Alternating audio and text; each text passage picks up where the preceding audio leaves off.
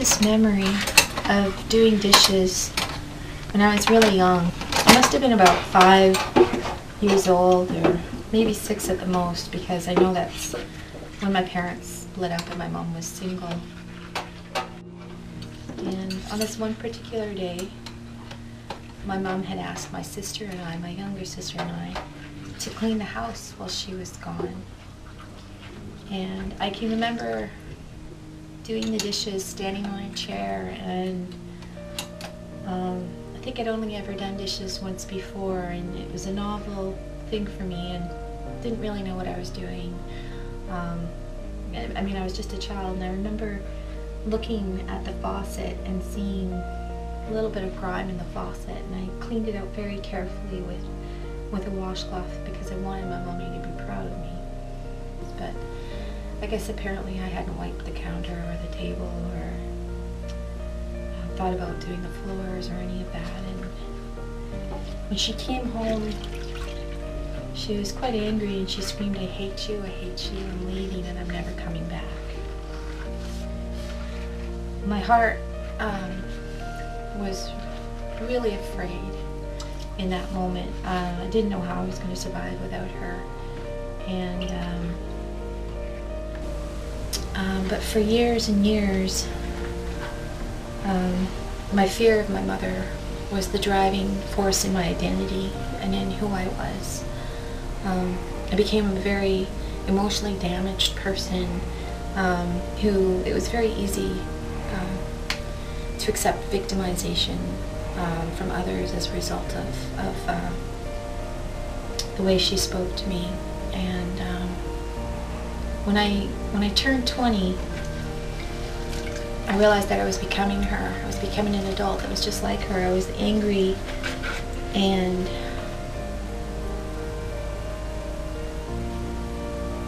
I didn't want to be. And didn't want to be like her.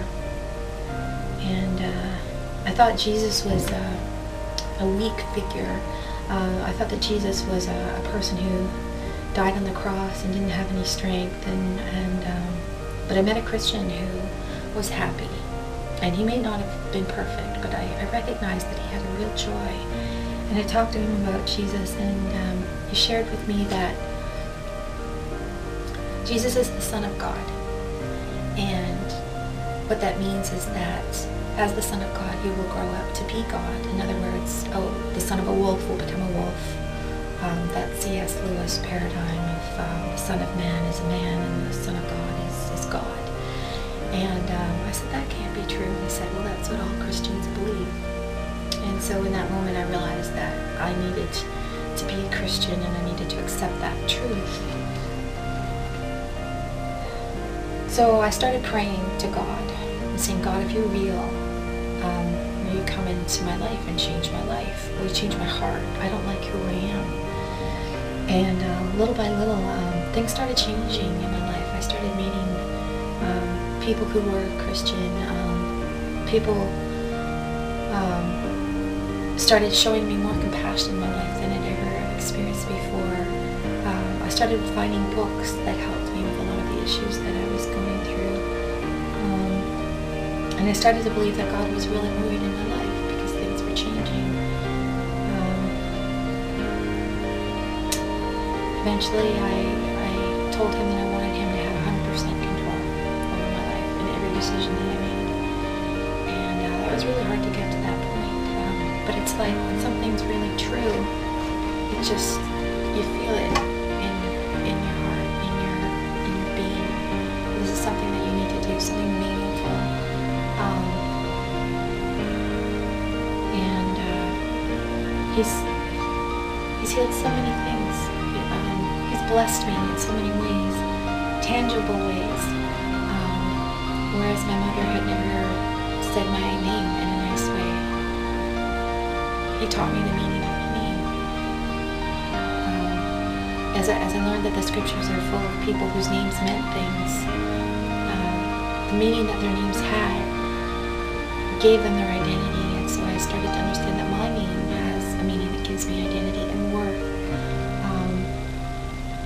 I started to understand that He's forgiven me for